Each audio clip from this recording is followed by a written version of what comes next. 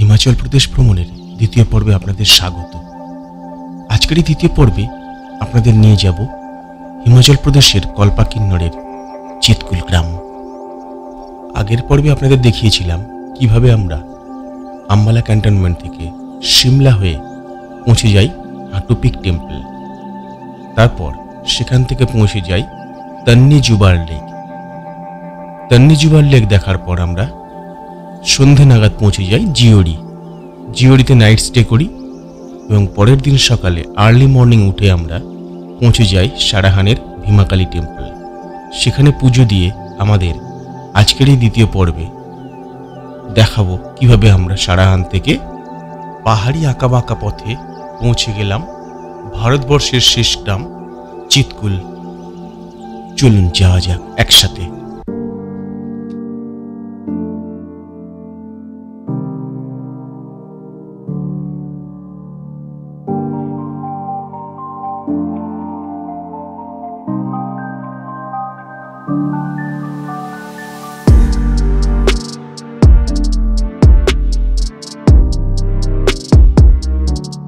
এখন আমরা সারাহান থেকে জিওড়ি ছেড়ে দিয়ে এগিয়ে চলেছি কিন্নর ডিস্ট্রিক্টের দিকে এবং যে পথ দিয়ে এগিয়ে চলেছি তাকে বলা হয় most dangerous road of India, অর্থাৎ ভারতবর্ষের সবচেয়ে বিপজ্জনক রাস্তা।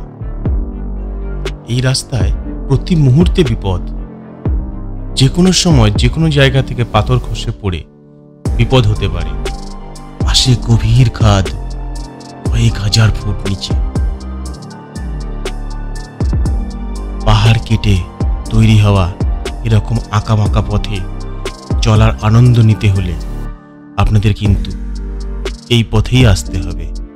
কল্পা কিন্নরের পথ স্বর্গের পথ, অসাধারণ। এখন আমরা দেবভূমি কিন্নর জেলা প্রবেশ করেছি। এই আঁকাবাঁকা পথে আমরা কিন্নরে পৌঁছে যাব, সাংলা চিতকুলে পৌঁছে যাব। পাহাড়ি খাড়াই পথ, দীর্ঘ খাড়াই পথ।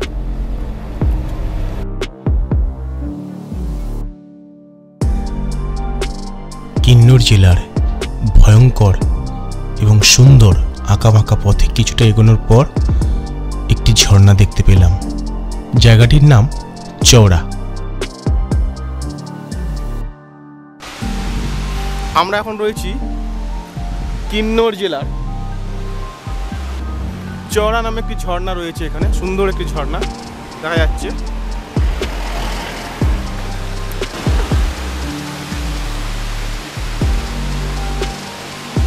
চওড়া নাম ঝর্ণা। এই ব্রিজ পেরিয়ে আমরা এসে এপারে দাঁড়িয়েছি।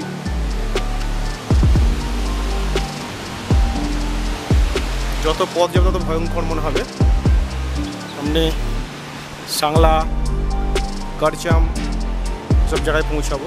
মাথার উপর সাপের ফনার মতো ঝুলে থাকা পাথর কেটে তৈরি করা রাস্তা দিয়ে আমরা এগিয়ে চললাম। এইভাবে আমরা পৌঁছে গেলাম তারান্ডা ঢাং, যাকে বলা হয় গেটওয়ে অফ কিন্নর।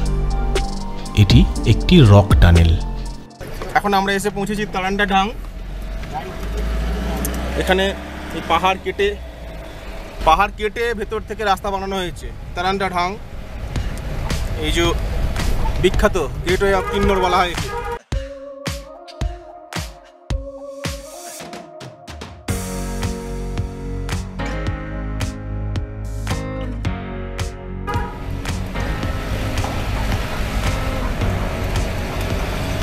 বিখ্যাত রাস্তা।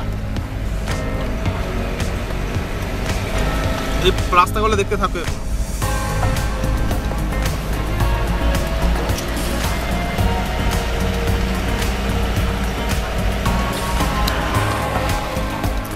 নিচে খাড়াই 4000 ফুট নিচে। ভাই রাস্তার ভিডিও তোলার জন্য দেখো এক হাতে গাড়ি চালাচ্ছে এই রাস্তায়। ভাই তুমি ঠিক করে গাড়ি চালাও, সব ছবি পাঠাবো আমরা। ভাইয়া এটা সব ছবি হয়ে যাবে এমনি, তোমারটাই আমাদের জীবন ऑटोमेटिक हो जाएगा ना। भाभी जी बोल रहे हैं कि हम सब फोटो वीडियो भेज देंगे आपको। आप दोनों हाथ से गाड़ी चलाइए। हाँ हाँ, ये तो थोड़ा सा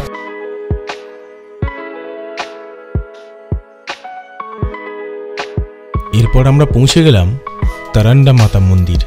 কথিত আছে এই পথে যাওয়ার সময় এই মায়ের মন্দিরে পুজো দিয়ে গেলে পথের সমস্ত বিপদ কেটে যায়।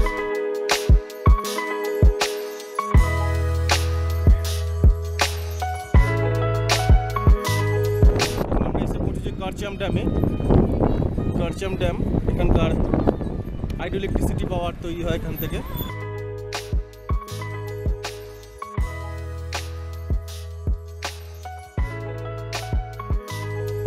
মনের মধ্যে ভয় নিয়ে স্বপ্নের মতো সুন্দর এই রাস্তা দিয়ে ক্রমশ এগোতে থাকলাম সাংলা চিৎকুলের দিকে।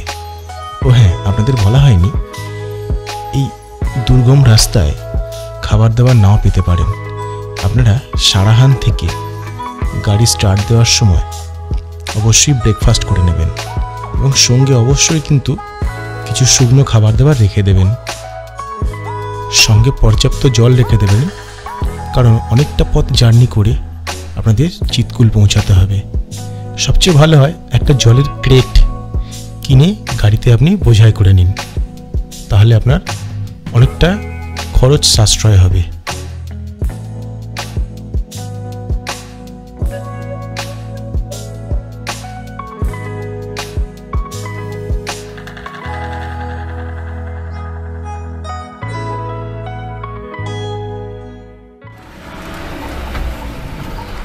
আমরা টুপ্পা ভ্যালিতে এসে পৌঁছেছি। টুপ্পা, এখান থেকে আমরা আর কিছু দূর গেলেই সাংলায় পৌঁছে যাব।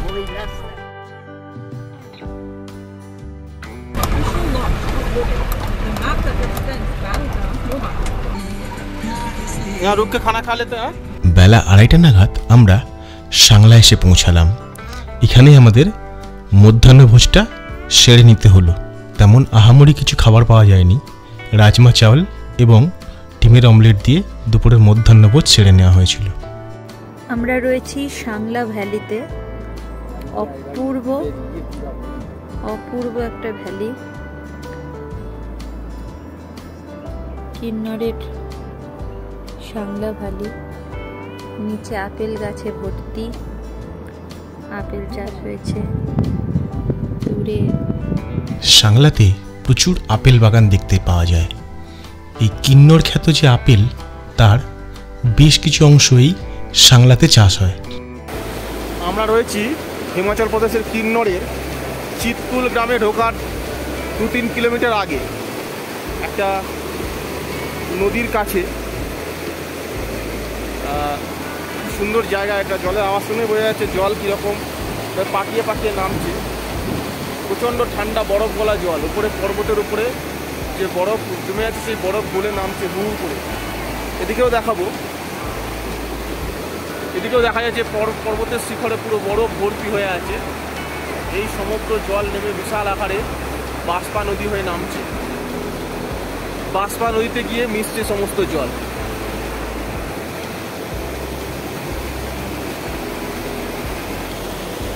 অদ্ভুত সুন্দর একটা, মনে হচ্ছে বিদেশে চলে এসেছি, বিদেশি জায়গা মনে হচ্ছে।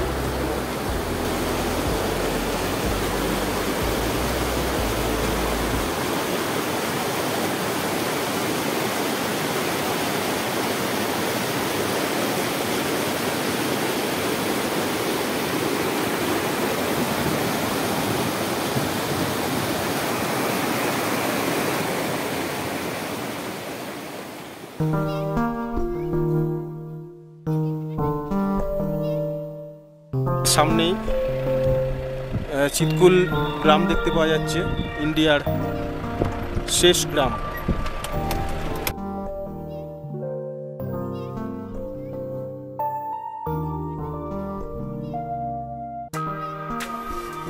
এখন আমরা রয়েছি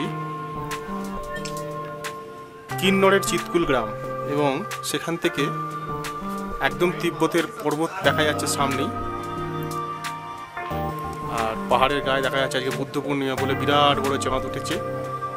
এবার পাহাড়ের অনেক উঁচুতে আছে বলে চাঁদকে অনেক বড় মনে হচ্ছে, বিরাট বড় একটা জ্বলন্ত বলের মতো লাগছে।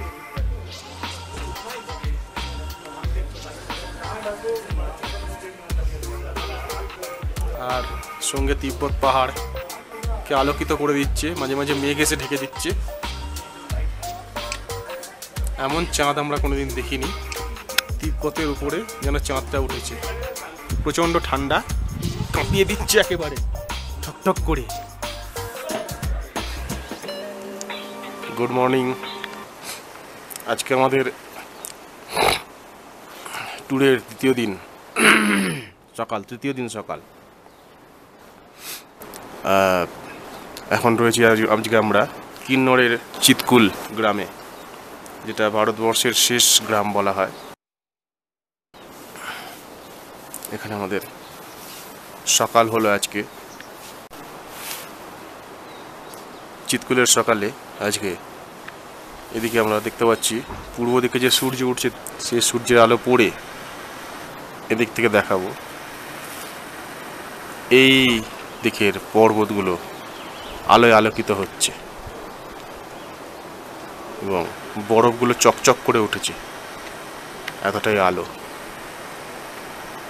সূর্যের কিরণ পড়ে এখানে আলোকিত হচ্ছে পর্বতের শৃঙ্গগুলো। বহুদিনের ইচ্ছা এবার পূরণ হলো। কিন্নর আসবো। দীর্ঘক্ষণ অপেক্ষা করার পর চিতকুল গ্রামে সূর্যোদয় আমরা দেখতে পেলাম। হঠাৎ চোখে পড়ল পূর্ব আকাশে পাহাড়ের পেছন থেকে সূর্যমামা উঁকি মারছে।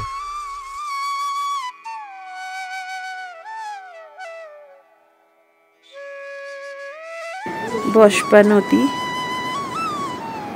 দূরে দেখা যাচ্ছে মিলিটারি ক্যাম্প।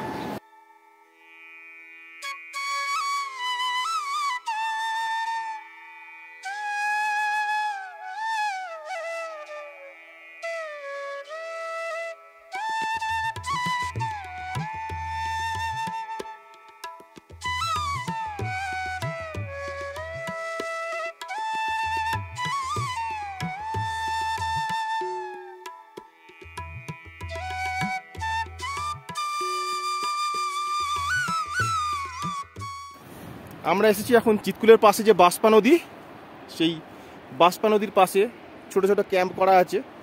সেই ক্যাম্পের পাশে আমরা হেঁটে যাচ্ছি, নিচের দিকে নামবো। একটা সুন্দর জায়গা, মানে কল্পনা করা যাবে না এখানে না আসলে যে এত সুন্দর জায়গা থাকতে পারে। আমরা ট্রেক করে এখন নিচের দিকে নামছি, এই দিকে যাব। যে পিকু হেঁটে হেঁটে নামছে নিচে, এই পাহাড়ি পথের বেয়ে আস্তে আস্তে করে নেমে আসছে। দাঁড়া, আমরা এগিয়ে যাই আবার। কিন্তু আমরা নামবো কোনখান থেকে, রাস্তা তো খুঁজে পাচ্ছি না। ওই দিকে কি রাস্তা আছে বোঝা যাচ্ছে না। এই দিক দিয়ে আমরা হাঁটতে শুরু করি, দেখা যাক। পাহাড়ি পথে ট্রেক করে করে নামা হচ্ছে। অবশেষে আমরা এই ওপর থেকে, এই অত উঁচু ওপর থেকে যে লোকগুলো দাঁড়িয়ে আছে, দেখা যাচ্ছে দুজন মানুষ দাঁড়িয়ে আছে। এই ওপর থেকে ট্রেক করে পিকু আর আমি হাঁটতে হাঁটতে খুব রিস্কের মধ্যে দিয়ে এই খাড়াই পথ বেয়ে আমরা নিচে এসে পৌঁছালাম।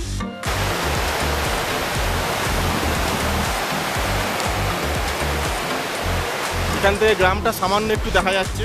আমরা অনেকটা নিচে নেমে চলে এসেছি, প্রায় দেখাই যাচ্ছে না বলতে গেলে। ধারে ধারে দু একটা বাড়ি দেখা যাচ্ছে, পর্বত শৃঙ্গ দেখা যাচ্ছে না, এতটা নিচে নেমে এসেছি আমরা। বাসপা নদী অসম্ভব সুন্দর লাগছে দেখতে। জল তো একদম পাকিয়ে পাকিয়ে প্রচণ্ড গতিতে নেমে যাচ্ছে। এখানে কেউ দাঁড়াতে পারবে বলে মনে হয় না, দাঁড়িয়ে থাকা অসম্ভব ব্যাপার। জলের মধ্যে এতটাই তীব্রতা, স্রোতের যে গতিবেগ, তীব্র গতিতে বেড়ে যাচ্ছে এই জল।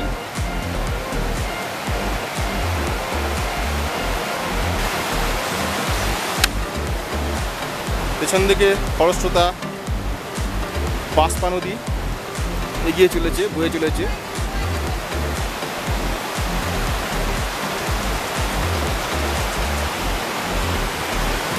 স্বপ্নের মতো সুন্দর হিমাচল প্রদেশের এই চিতকুল গ্রামকে বিদায় জানিয়ে আমরা বেলা 10টা নাগাদ রওনা দিয়ে দিলাম কল্পার উদ্দেশ্যে।